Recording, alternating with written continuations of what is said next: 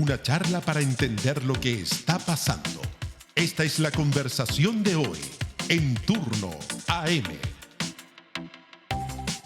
La Cámara de Diputados y Diputadas aprobó el proyecto de ley que pone fin al crédito con aval del Estado. El CAE lo reemplaza por el nuevo Fondo de Financiamiento para la Educación Superior, el FES. La iniciativa fue respaldada con 80 votos y pasa al segundo trámite constitucional. Desde el gobierno celebraron la aprobación como un avance hacia un sistema más justo y sostenible, mientras desde sectores políticos se advierte que el nuevo esquema podría afectar la calidad y autonomía de las universidades complejas. El debate sigue abierto sobre los efectos reales del FES y su implementación a largo plazo. Por eso tenemos dos invitados espectaculares, María Paz Arzola de Libertad y Desarrollo y Héctor Ríos de ESOC. ¿Cómo están? Buenos días. Hola, bienvenidos. Gracias. No, para nosotros es un placer. Hola, muy buenos días. A ver, establezcamos el marco y volvamos a cero. ¿Qué es el CAE? Defínalo cada uno de ustedes. Bueno, si gustan puedo partir yo. Un placer estar acá. Muy interesante debate. Acércate al micrófono. Ahí sí. ¿Qué es el CAE? Un crédito estudiantil, el quinto crédito que Chile ha implementado desde la primera creación del crédito fiscal en el 81, y la gran diferencia de este crédito con otros créditos es que es un crédito entregado por la banca, pero que tiene el aval y los subsidios del Estado. Eso implica que básicamente la gente toma un crédito con el banco para poder financiar el costo de su educación. ¿Estamos de acuerdo con la definición, María Paz? Sí, el CAE es un crédito que en su origen es un crédito simplemente con el aval del Estado, pero que con las reformas que tuvo en el último tiempo ha ido transitando hacia algo así como un crédito contingente al ingreso. Pero todavía no lo es, porque la contingencia al ingreso es un beneficio que no es automático. Y eso es el problema que tiene hoy día el CAE, que hace que haya gente que, si bien en teoría podría pedir que la cuota que paga se le rebaje hasta el 10% de su sueldo y que no pague más de eso, como de una manera segura que no sea demasiado gravoso, pero si tú no estás al día en el pago de tus cuotas, no puedes acceder a ese beneficio. Entonces, ha ido transitando hacia un crédito contingente, pero en definitiva no lo es todavía. Claro, ya tenemos la definición de cada uno del CAE. Ahora, partiendo por lo más básico, para que todos en casa nos entiendan, los turninos y turninas, el gobierno lo que está vendiendo actualmente es como el fin de una mochila de deuda para miles. Y me gustaría partir contigo, Héctor, en simple.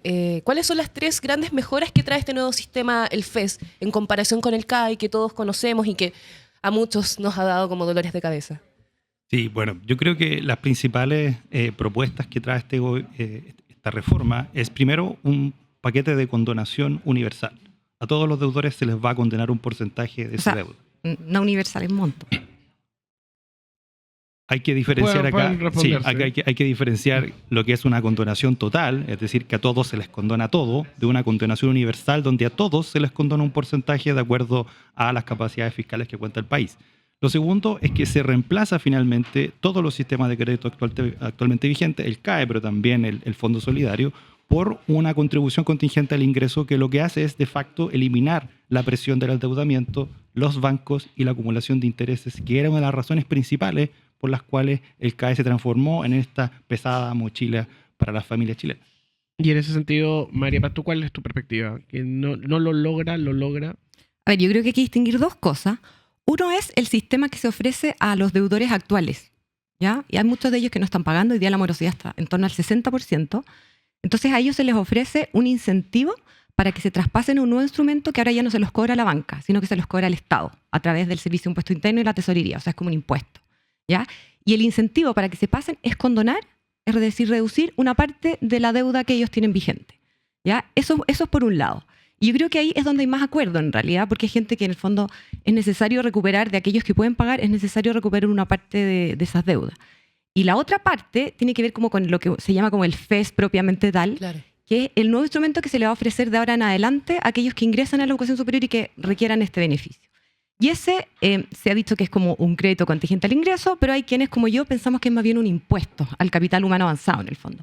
¿Por qué? ¿Son impuestos? Yo considero que sí, y la razón es que el pago que tú vas a hacer en el futuro se desancla totalmente de lo que fue el costo de tu carrera, es decir, de lo que el Estado te prestó para financiarla, y el pago ahora depende netamente de tus ingresos en el futuro. ¿Cuál es la consecuencia de eso? Que quienes tengan bajos ingresos van a poder, por ejemplo, no pagar o pagar menos de lo que se invirtió en su educación superior, mientras que quienes tengan mayores ingresos van a poder terminar pagando una retribución superior a lo que fue el costo de su carrera. Héctor, en ese sentido, ¿es un impuesto? No, no es un impuesto. Yo ¿Por creo qué? que Por eso eso, es una caricatura un poco engañosa. ¿Y por qué vendría a ser una caricatura, esperando la respuesta de María? Yo creo que el FES no es ni un impuesto ni un crédito. ¿Por qué no es un impuesto? Porque no es una extracción de recursos obligatoria y está sujeta a un contraservicio. Eso quiere decir que las personas voluntariamente pueden adscribirse al FES de manera anual y pueden también seleccionar qué porcentaje del FES van a utilizar para cubrir el costo de su carrera.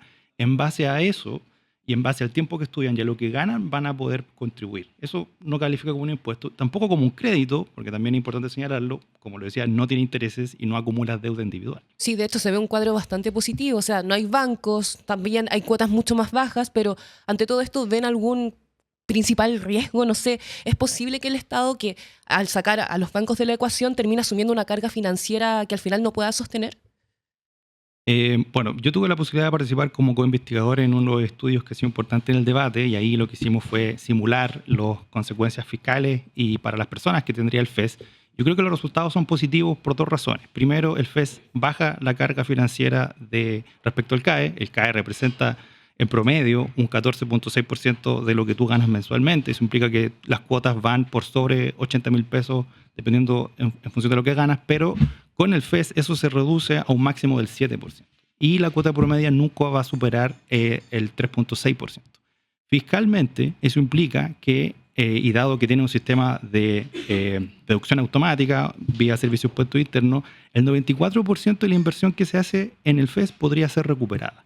Y eso, como lo señalaba la colega, implica que si lo comparas con el CAE, el 60% de las personas no lo está pagando. Entonces, eso es por eso que se ha descrito como un saco roto para el fisco. Yo quiero hacerte una pregunta, María Paz. Yo soy un estudiante, no tengo idea, y de pronto imaginémonos que están las dos alternativas, el CAE y el FES. Con todos los prejuicios que tengo el CAE y todo lo que me está contando el FES, ¿cuál sería tu argumento para mantenerse en el CAE? Depende un poco de lo que tú esperas de tu futuro, ¿ya? El CAE te entrega un pago que de alguna manera es cierto, porque depende de cuánto efectivamente costó tu carrera. En cambio, el FES va a depender de tus ingresos futuros. Entonces, si tú esperas tener ingresos muy altos, es probable que vayas a terminar de pagar lo que fue el costo de tu carrera y después vas a tener que seguir pagando por un plazo de 20 años en total, si tu carrera duró los 5 años que se supone dura la mayoría de las carreras. Que la verdad, la mayoría de veces no es así. Claro, pero la duración nominal es lo que rige acá. Y entonces, en el fondo, podrías terminar devolviendo un monto mayor. Pero quisiera responder a la pregunta que hacías tú, porque yo sí veo un riesgo en términos fiscales. Porque acá el diseño del FES hace que haya un grupo de gente que va a pagar menos que el costo de su carrera. Entonces la pregunta es, ¿quién paga la diferencia? ¿No es cierto? Una parte de esa diferencia la van a pagar los beneficiarios de altos ingresos, que van a tener que pagar por sobre lo que el Estado les va a prestar para financiar su carrera. Van a tener altos ingresos, van a tener que terminar pagando más de lo que fue el costo de su carrera, ¿no es cierto? Pero además, este es un proyecto que en el fondo pretende ser como fiscalmente neutro, lo que significa que el fisco va a ser el que te va a poner la plata. Y eso hoy día, si uno mira el informe financiero, para estimar cuánto le va a costar al Estado, y en el fondo a todos los chilenos, a todos los contribuyentes, hay una serie de supuestos, ¿ya? Pero esos supuestos pasan por alto los mismos incentivos que genera este sistema. Entonces, por ejemplo, si yo soy una persona que espero tener altos ingresos, probablemente voy a buscar una alternativa de financiamiento que sea más barata que el FES. Y eso implica que todo el financiamiento en que se basa el FES para que sea sostenible fiscalmente se cae, se derrumba. ¿Y qué va a pasar entonces? Que el Estado va a tener que poner más plata, tal como, por ejemplo, pasó en el propio CAE, que tenía un informe financiero, que tenía una estimación de gasto originalmente y que después salió mucho más caro. Lo mismo la gratuidad. La gratuidad, no sé si ustedes saben que hoy día cuesta el doble de lo que el informe financiero en su momento previó que iba a costar. Y al final, ¿qué es lo que pasa cuando el fisco tiene que pagar más plata y el Estado tiene que pagar más plata? Lo que pasa es que hay, en el fondo, menor espacio para gastar en otras cosas, como por ejemplo la educación parvularia, que uno siempre dice que al final es el nivel educativo más rentable, donde realmente se juega el futuro del país. Héctor. No estoy tan de acuerdo, yo creo que por dos razones. Sí, o sea, efectivamente con el sistema del FES la gente va a pagar menos de lo que está pagando ahora. Yo no sé si existe otro instrumento de financiamiento que dé mejores condiciones aparte de la gratuidad. Tenemos que recordar que el sistema de créditos más flexible que tenía Chile, que era el Fondo Solidario, también tenía altas tasas de morosidad y también tenía altos problemas de carga financiera. Yo creo que el FES también avanza en mejorar eso. Y desde el punto de vista fiscal, Yo creo que cuando se habla de autocontenido hay que entender que un porcentaje de las personas que reciben la condonación va también a participar del FES. Y eso implica que esos activos que ahora se consideran tóxicos porque son irrecuperables van a volver a tener una valía. Y eso también es parte del informe financiero de Hacienda, y eso efectivamente hay que considerarlo dentro, porque estamos hablando de casi más de 1 millón de deudores.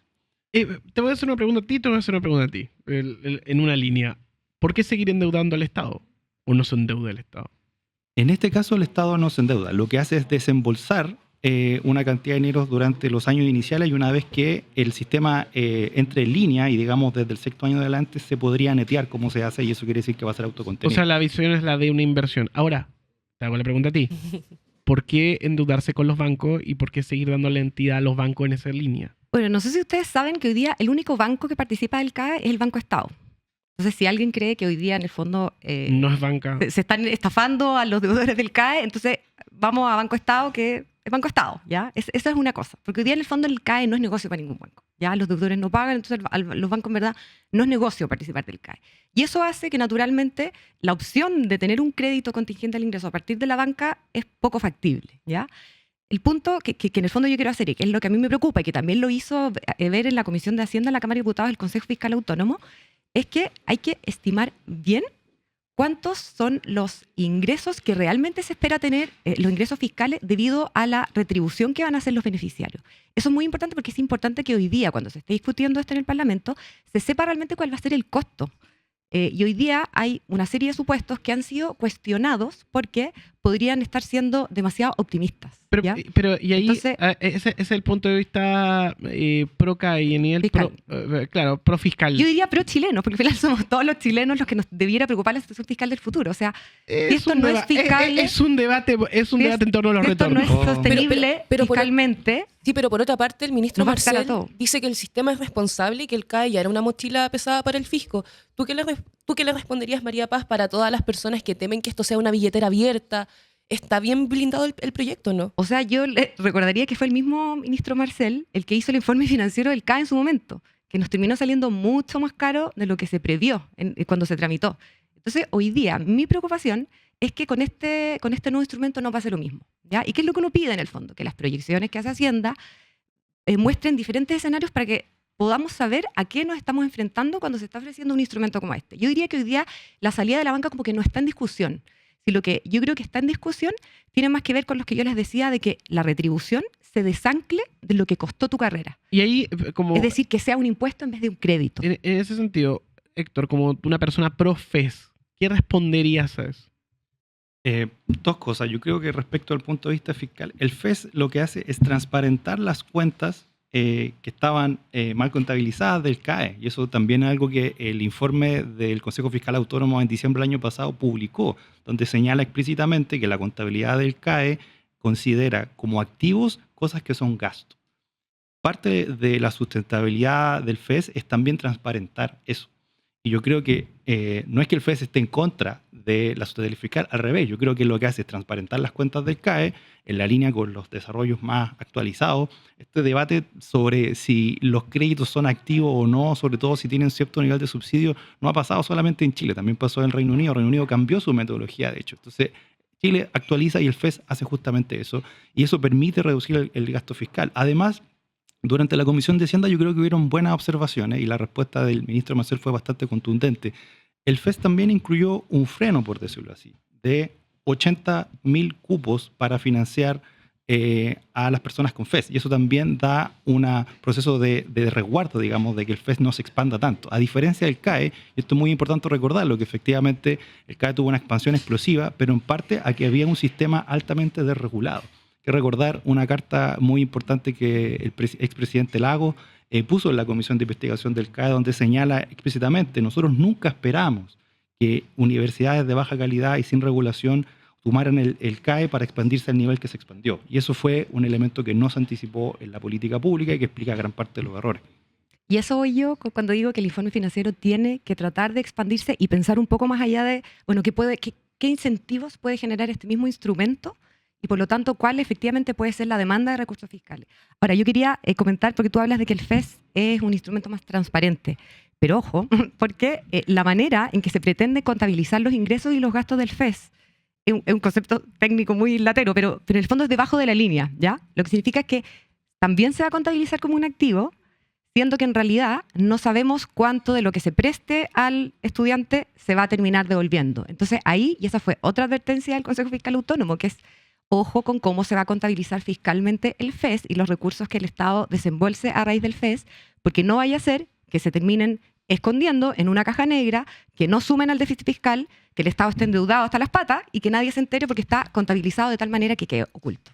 Para ir redondeando el asunto y entender, le agradecemos primero que todo que hayan venido a conversar con nosotros sobre este tema que es muy relevante para quienes estamos endeudados con el Estado y bueno, para las muchas familias que cargan con esta mochila pesada. Acá tenemos puros CAE. Sí, sí, yo estoy pagando el CAE. Y bueno, actualmente la iniciativa en el trámite parlamentario pasa al Senado y yo quiero preguntarle a alguien desde sus tanques de pensamiento. Primero a ti, María Paz, desde Libertad y Desarrollo, y después a Héctor, desde, dime si me lo digo bien, el Centro de Investigación en Economía y Sociedad, ¿ESOC? Sí, el ESOC. Perfecto. Desde tu postura, María Paz, ¿tú crees que el FES no es una buena iniciativa? Y en medio del debate que ya está en el Parlamento, ¿lo bajaría y propondría otra solución o modificaría para que subsane los errores que tiene? Y a ti, Héctor, ¿tú crees que, yo sé que tú eres profes, pero en este debate que queda en el Parlamento, ¿qué modificaciones creen que se tienen que hacer para que tú desde la postura profes digas que quede como un buen instrumento y tú desde la postura no profes digas habría que bajarlo y levantar otro, mantener el CAE pero con cuestionamiento? Con esto cerramos el panel Intervenciones Finales. Ya, muy buena pregunta, muchas gracias. A ver, yo creo que hay bastante acuerdo en que hay que transitar de un sistema distinto que el CAE. La marca CAE en el fondo ya no funciona por mucho que se le incorpore mejora, probablemente, ¿ya? Ahora, eso se puede hacer a través ya hay una discusión en el Parlamento, perfectamente se podría hacer a través de esa discusión, o bien bajar ese y generar un nuevo sistema. Lo que sí yo creo que es muy importante es, en primer lugar, que esto sea un crédito, que no sea un impuesto. Es decir, que tú, como beneficiario, tengas certeza de cuánto vas a tener que pagar en el futuro. Y que si no vas a poder pagar la totalidad, sea porque tuviste ingresos más bajos, y entonces se aplicó una contingencia al ingreso que hizo que tú pagues menos. Pero que tenga que ver como subsidios cruzados y que un gallo que fue buen estudiante, que le está yendo súper bien como profesional, pero que quizás tenía un origen en que no tenía recursos, que a él se le esté cobrando en el fondo este sistema, yo no estoy de acuerdo con eso. Entonces, para evitar que eso pase, eso tiene que ser un crédito contingente al ingreso y no tiene que ser un sistema de impuestos. Yo creo que ahí está como la diferencia fundamental desde mi punto de vista. Héctor. Puede ser a través de la discusión que ya está o de otra. Uh-huh. Sí, yo creo que primero resaltar que el FES cumple con dos criterios que son muy importantes en la educación nacional. Primero, una solución a los deudores, que implica tanto condonar la deuda, pero también reducir la carga financiera que implican los créditos. Creo que también la idea de que las limitantes que tiene la política son razones suficientes para estar en contra del FES, creo que es una mala estrategia. Llevamos 15 años discutiendo sobre el fin del CAE. Esta es la primera propuesta que logra pasar el primer trámite legislativo. Las tres anteriores fueron créditos contingentes al ingreso. La pregunta es por qué el Parlamento no la aprobó en ninguna de las ocasiones. Y quizás nuestra colega puede dar explicaciones al respecto. ¿Cuáles son los desafíos pendientes? Yo nunca he sido parlamentaria. Y nunca lo seré. Quizás debería considerarlo. ¿Te puede ir bien? Sí, yo estoy de acuerdo. Les puede ir a los dos. Muchas gracias. Qué bueno que llegaron a un acuerdo. Mira, llegaron a un acuerdo. Muy bien. No, a ver, hay Esperamos varios que se replique en el Senado. Yo creo que hay varios acuerdos, pero distintos puntos de vista. Sí, Sí. completamente. Me gustaría hablar de las limitantes. Yo creo que efectivamente el proyecto aún es perfectible. Creo que efectivamente existe un porcentaje, el problema del tope que se llama, que pasa con la gente que le va muy bien y efectivamente el FES le va a cobrar un costo excesivo que puede ser hasta 3 veces más de su carrera. Eso representa un caso bastante acotado. Hay que decir que son menos de 100 personas y que por tanto se puede resolver. Hubo avances en esa materia en la comisión, yo creo que aún hay pendiente, pero el gran desafío que está pendiente es cómo financiamos a la educación superior y a las instituciones más allá de los instrumentos de financiamiento estudiantil. Existe un déficit muy importante de los instrumentos de financiamiento directo para financiar bienes públicos, investigación, transferencia tecnológica, vinculación con el medio. Ese es el gran desafío que está pendiente hace mucho tiempo y que yo creo que hay que hacerse cargo. Hay una pregunta que no me gustaría dejar pasar en esta oportunidad para todas las personas que nos están viendo desde casas, desde el trabajo. Por ejemplo, si yo soy usuaria del CAE y tengo una deuda final, ¿Cuál es la mejor solución, María Paz, en este caso? Y también para ti, Héctor, ¿cuál sería para ambos? ¿Qué pasa? A ver, es difícil la pregunta porque yo creo que habría que examinar caso a caso. La diferencia es que no es muy popular lo que voy a decir, pero la diferencia es que en el fondo hoy día tú puedes no pagar el CAE y básicamente no hay muchas consecuencias de no hacerlo.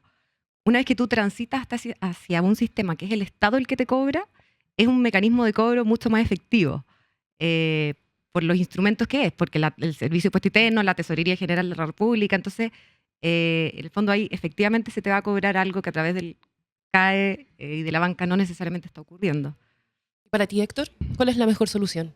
A esta problemática. Del endeudamiento. ¿A quiénes te tendrían que pasar? Bueno, yo creo que la condonación es clave acá. Se te va a condonar entre 500 hasta 2,5 millones de pesos, dependiendo de tu estado de pago y también si terminaste o no tu carrera. Y eso es un incentivo importante. Y además el mecanismo de recaudación es automático. Tú no tienes que hacer ningún trámite eventualmente. Eso es muy importante porque, por ejemplo, efectivamente el CAE tiene un mecanismo de contingencia del ingreso, pero tú tienes que subir tus datos todos los años y lo que pasa a mucha gente es que en marzo se le olvida subir los datos actualizados, pierde el beneficio y su cuota pasa de ser de 60,000 pesos a 120,000 pesos, 140,000 pesos. No la puede pagar, queda morosa y empieza la acumulación de intereses penales. Todo eso se elimina con el caso del FES. Esas han sido las conclusiones. María Pazarzola de Libertad y Desarrollo, Héctor Ríos del ESOC. Muchas gracias por venir. Gracias a usted, de verdad, gracias, un placer acompañarnos. Nos encantó que nos pudieran entregar este punto de vista, este tema tan complejo.